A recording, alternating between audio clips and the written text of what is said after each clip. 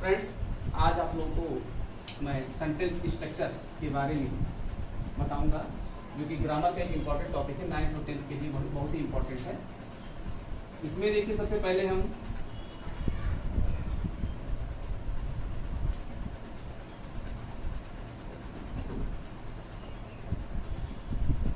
Sentence structure, इसका हिंदी में मतलब होता है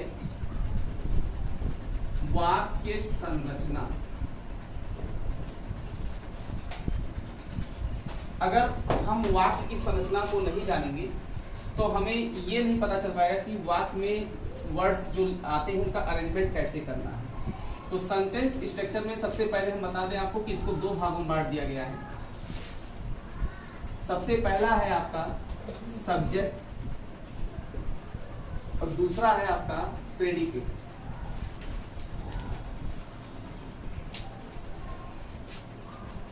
सब्जेक्ट और दूसरा प्रेडिकेट।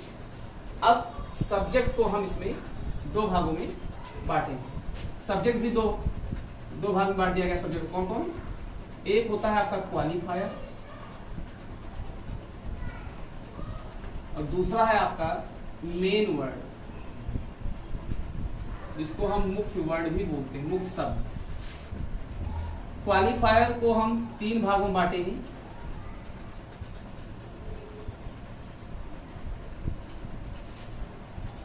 पहला डिटरमिनर, दूसरा एडजेक्टिव और तीसरा है एडजेक्टिव फ्रेज।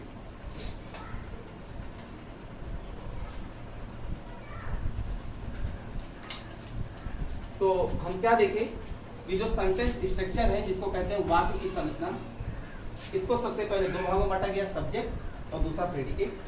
और इसी तरह से सब्जेक्ट को भी हम दो भागों में बांट दिए, एक है क्वालिफायर और दूसरा है मेन वर्ड। ठीक, क्वालिफायर को हम तीन भागों में बांटे, डिटरमिनर, एडजेक्टिव और एडजेक्टिव। इस तरह से ये हमारा सब्जेक्ट का जो पार्ट है ये कंप्लीट हो गया।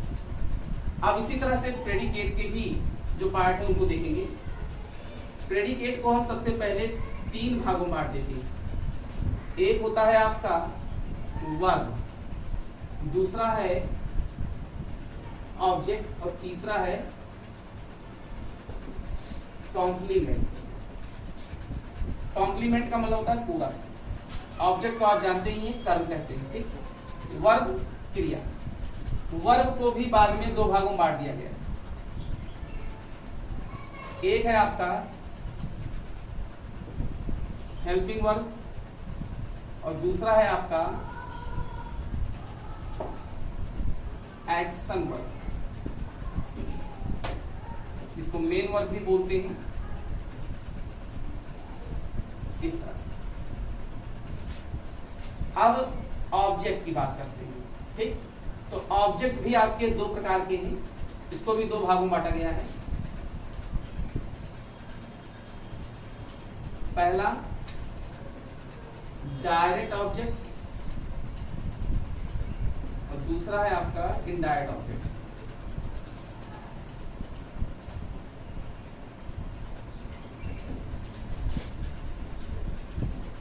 कॉम्प्लीमेंट, जिसको हम पूरक कहते हैं, कॉम्प्लीमेंट तीन प्रकार के होते हैं। पहला है नाउन कॉम्प्लीमेंट,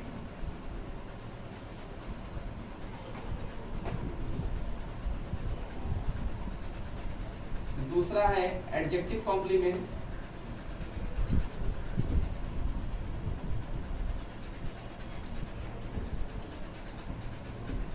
और तीसरा है एडवर्ब कॉम्प्लीमेंट।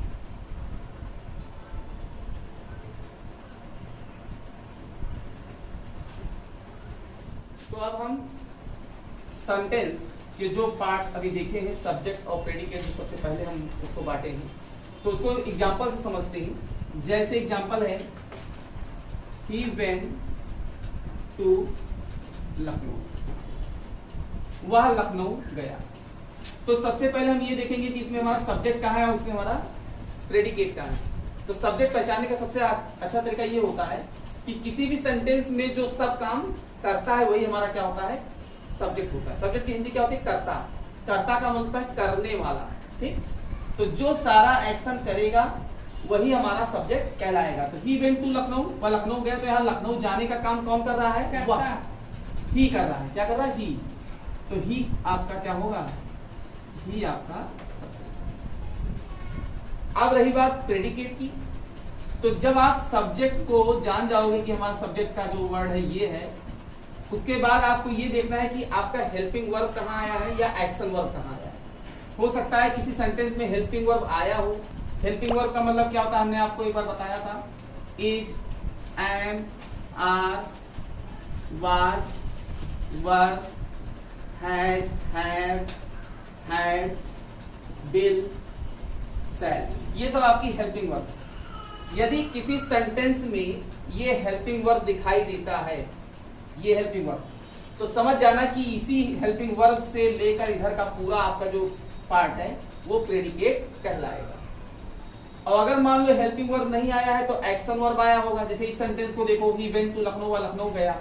यहाँ जो सब्जेक्ट हमारा है ही, वो कौन सा काम कर रहा है? जाने का काम कर रहा है। और जाने का यहाँ सेकंड फॉर्म आया है क्या? गो का सेकंड फॉर्म वेंट। तो हमारा मेन वर्ब आया है, एक्शन वर्ब कौन सा आया है? यहाँ वेंट आया है। ये क्या है? आपका एक्शन वर्ब है। तो यही एक्शन वर्ब से लेकर पूरा इधर का ये पार्ट आपका कहलाएगा प्रेडिकेट। तो समझ में आया कि किसी भी सेंटेंस में सब्जेक्ट और प्रेडिकेट को कैसे हम पकड़ेंगे।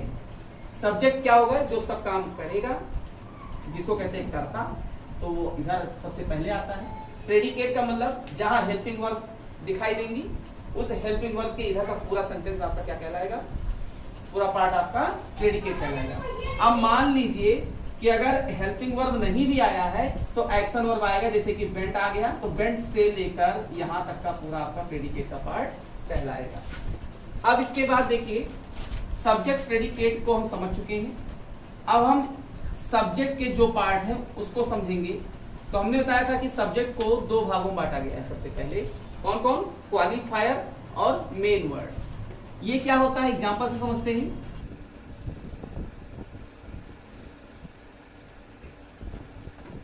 ये देखिए एग्जांपल सेकंड है, a postman brings a letter. डाकिया पत्र लाता है। दूसरा एग्जांपल समझिए इसको अच्छे से। A postman brings a letter, डाकिया पत्र लाता है। तो अब इसमें पत्र लाने का जो काम कर रहा है, जो हमारा कर्ता है, वो ही हमारा क्या है? सब्जेक्ट है। तो यहाँ कर्ता क्या है? यहाँ पत्र लाने का काम कौन कर रहा है? पोस्टमैन। कौन कर रहा है? पोस्टमैन। तो ये आपका हमारा पोस्टमैन लगेगा ना, तो ये पोस्टमैन से लेकर इधर का जितना ये सब आपका क्या होगा? सब्जेक्ट होगा। यहाँ काम कौन सा काम कर रहा है? वो लाने का, ब्रिंग का काम कर रहा है, लाने का। तो ये आपका एक्शन वर्ब है।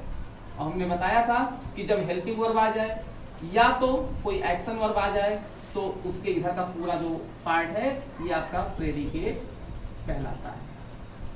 ये a postman brings a letter, ये सब्जेक्ट हो गया और ये इसका प्रेडिकेट। लेकिन आप ध्यान दीजिए, तो इसमें देखिएगा कि ये जो सब्जेक्ट है इसमें दो वर्ड हैं, एक है ए और दूसरा है आपका पोस्टमैन। अब ये दोनों अलग अलग क्या हैं? तो हमने आपको बताया था कि सब्जेक्ट के दो पार्ट होते हैं। पहले बांटे हैं दो भागों में, कौन कौन सा? एक होता है क्वालिफायर और दूसरा होता है आपका मेन वर्ड। मेन वर्ड क्या होता है? मेन वर्ड वो होता है जो सब काम खुद करता है। जैसे यहाँ पत्र लाने का काम कौन कर रहा है? पोस्टमैन। तो इसका सब्जेक्ट में जो पोस्टमैन है ये आपका मेन वर्ड है। क्या है? Main word. और जो इसके आगे ए का प्रयोग हुआ है ये आपका क्वालिफायर है। ये आपका क्वालिफायर है। तो जब सब्जेक्ट में दो वर्ड का यूज होगा तो एक आपका मेन वर्ड बन जाएगा और दूसरा आपका क्वालिफायर ही होगा। ये आपका दूसरा एग्जांपल है।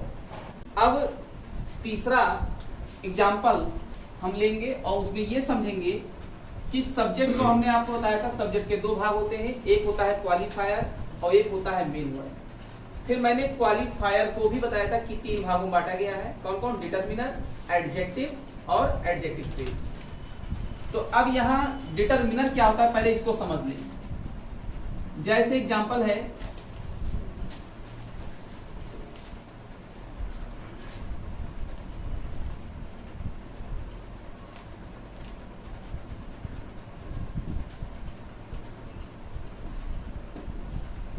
An honest postman brings a letter, एक ईमानदार डाकिया पत्र लाता है।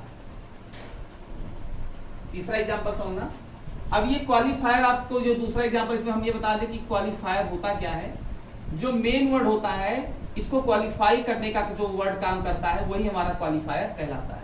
अब यहाँ डाकिया, ये बताया जा रहा है कि डाकिया पोस्टमैन कितना है, कितने हैं, एक। डाकिया कितना है, संख्या कितनी है, एक। ये क्या क्वालिफाई कर रहा है, पोस्टमैन को, तो यहाँ एक क्वालिफायर। अब क्वालिफायर और क्या क्या होते हैं ये भी बता दें कि आपका ए क्वालिफायर होता है, एन क्वालिफायर आता है, आपका द क्वालिफायर होता है, दीज, दोज, दिस, दैट, सम। तो ये आपका क्या है, ये सब आपके क्वालिफायर हैं। ऐसे और भी क्वालिफायर होते हैं, एक एग्जाम्पल के रूप में आपको हमने यहाँ इतना समझा दिया है कि a and the, these, those, this, that, some. इसको नोट कर लो, ये आपके क्वालिफायर हैं।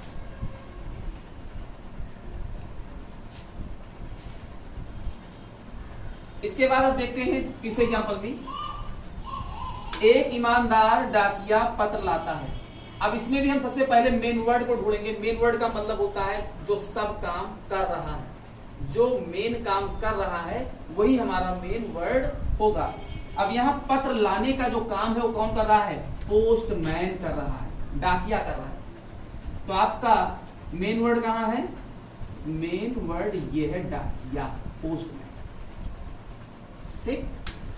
अब यहाँ पोस्टमैन, जब मेन वर्ड हमें पता चल गया है तो जो मेन वर्ड है उसके इधर का पूरा हमारा सब्जेक्ट कहलाएगा। और यहाँ जो वर्ब है, जो मेन एक्शन वर्ब आया हुआ है कौन सा है, ब्रिंग्स, लाने का काम कर रहा है। वो कौन सा एक्शन कर रहा है, लाने का। तो ये एक्शन वर्ब आया है, तो एक्शन वर्ब के इधर का पूरा आपका पार्ट क्या कहलाएगा, प्रेडिकेट कहलाएगा। ठीक। अब इधर सब्जेक्ट वाले जब पार्ट में हम देखेंगे तो अभी क्या था दूसरे एग्जांपल में, पहले एग्जांपल में देखो एक, केवल एक ही वर्ड था जिसको हम मेन वर्ड कह सकते हैं और यही हमारा सब्जेक्ट था।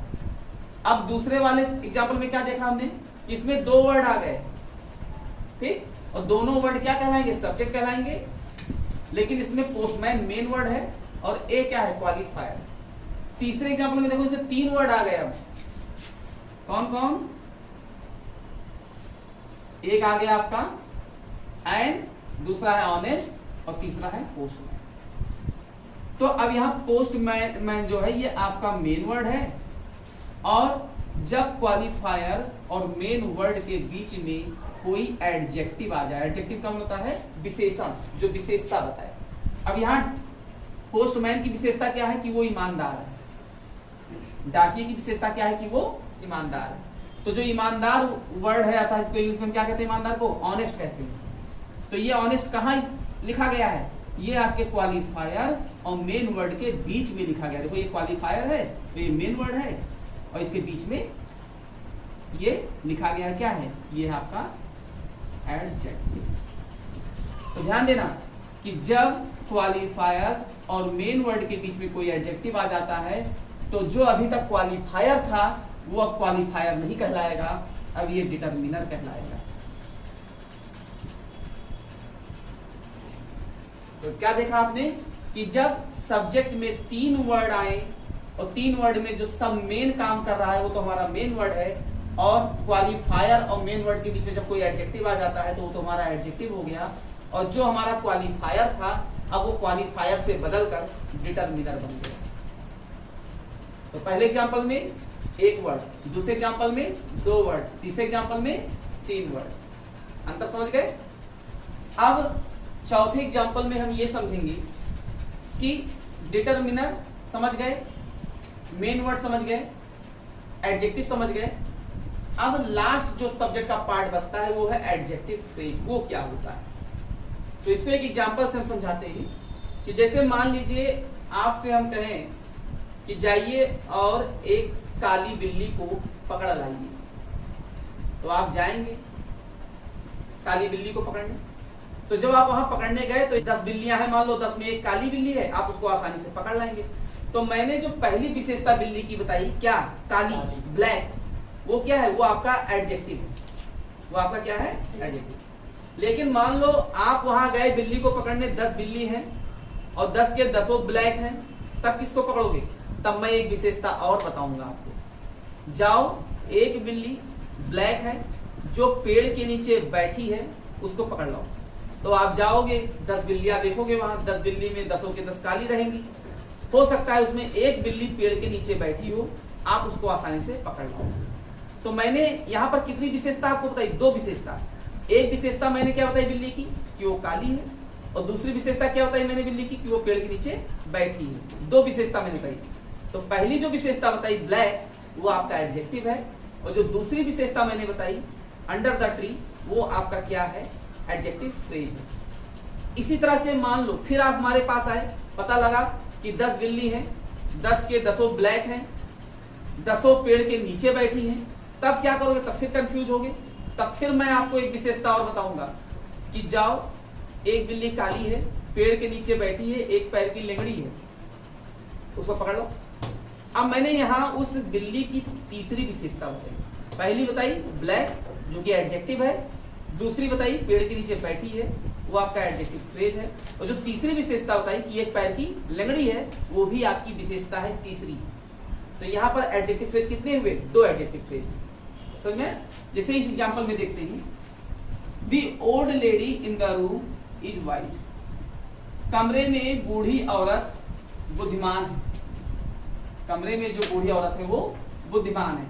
अब इस सेंटेंस में सबसे पहले हम ये देखेंगे कि हमारा सब्जेक्ट कहां से कहां तक है और प्रेडिकेट कहां से कहां तक है।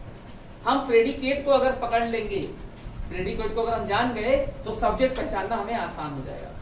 बताओ, अभी हमने बताया था कि सब्जेक्ट की क्या पहचान हो, प्रेडिकेट को कैसे पहचानेंगे कि कहां से कहां तक होगा। तो प्रेडिकेट की पहचान हमने बताया कि जब हेल्पिंग वर्ब आ जाएगा, is, am, are, was verb, उसके इधर का पूरा प्रेडिकेट और उसके उधर का पूरा सब्जेक्ट। क्या इसमें कोई हेल्पिंग वर्ब आई है? आया। क्या आया? इज आया। हेल्पिंग वर्ब क्या आया है? इज। तो मतलब इज के इधर का पूरा आपका ये क्या है? प्रेडिकेट है, और इधर का ये पूरा आपका क्या है? सब्जेक्ट है। क्लियर हुआ यहां तक? अब इस एग्जांपल में हम ये देखेंगे कि हमारा मेन वर्ड कहां है। मेन वर्ड मतलब जो सब काम कर रहा है। तो यहां बुद्धिमान है, कौन बुद्धिमान है? कमरा बुद्धिमान है, बूढ़ा बुद्धिमान है, कि लेडी बुद्धिमान है? औरत, लेडी मतलब औरत बुद्धिमान है। इसके मतलब हम किसकी बात कर रहे हैं यहाँ पर? लेडी की। किसकी बात कर रहे हैं? लेडी की। तो जो यहाँ लेडी है ना, ये आपका हो गया मेन वर्ड। क्या हो गया? Main word. मुख्य शब्द आपका लेडी हो गया। ये लेडी जो है ना आपका, ये क्या है? Main word. अब लेडी के पहले देखो कितने वर्ड आए, गिनो। 1 2 3। इसके मतलब इसमें कितने वर्ड आ गए? 3 वर्ड आ गए। तो ये तो आपका मेन वर्ड हो गया, और ये द आपका हमने लिखा दिया है, ए एंड द, ये क्वालिफायर है। द क्या है आपका? ये क्वालिफायर। लेकिन अभी यहां पर ये क्वालिफायर नहीं है। क्यों? क्योंकि क्वालिफायर और मेन वर्ड के बीच में एक एडजेक्टिव आ गया है, बूढ़ी, जो कि लेडी की क्या है? विशेषता बता रहा है। ये एडजेक्टिव यूज मैंने किया है कि वो जो औरत है, वो जो महिला है, वो क्या है? वो ओल्ड है, बूढ़ी है। तो ये आपका क्या है? एडजेक्टिव है। और जब ओल्ड एडजेक्टिव आ गया है किसके बीच में? क्वालिफायर और मेन वर्ड के बीच में, तो अब जो ये क्वालिफायर था, ये आपका डिटरमिनर बन गया। क्या बन गया? डिटरमिनर बन गया। तो आपका द डिटरमिनर हो गया, ओल्ड एडजेक्टिव हो गया, लेडी मेन वर्ड हो गया। अब आपके मन में ये आ रहा होगा कि प्रेडिकेट यहां तक है, यहां से यहां तक, सब्जेक्ट पूरा यहां तक है, तो इतने 3 वर्ड का पता चल गया। तो ये क्या है? In the room. In the room क्या है? तो आपको बता दें कि मैंने अभी एग्जांपल में समझाया था कि जब किसी सब्जेक्ट की 2 विशेषता बताई जाएगी, तो जो पहली विशेषता होती है वो एडजेक्टिव होता है, और जो दूसरी विशेषता होती है वो एडजेक्टिव फ्रेज होता है। तो यहाँ 2 विशेषताएं महिला की। कौन विशेषता? एक तो वो बूढ़ी है, और दूसरी विशेषता है कि वो कमरे में। तो ये जो आपका इन द रूम है ना, ये आपका एडजेक्टिव फ्रेज है, इसको हम एडजेक्टिवल फ्रेज भी बोलते हैं। तो इस तरह से हमने आज क्या देखा, हमने सब्जेक्ट के पूरे पार्ट को एग्जाम्पल से देखा कि किस तरह से कौन सा वर्ड क्या कहलाता है। तो फ्रेंड्स, वीडियो ज़्यादा लंबा हो जाएगा और इसलिए हम नेक्स्ट वीडियो फिर मिलेंगे। तब तक के लिए thanks for watching my video.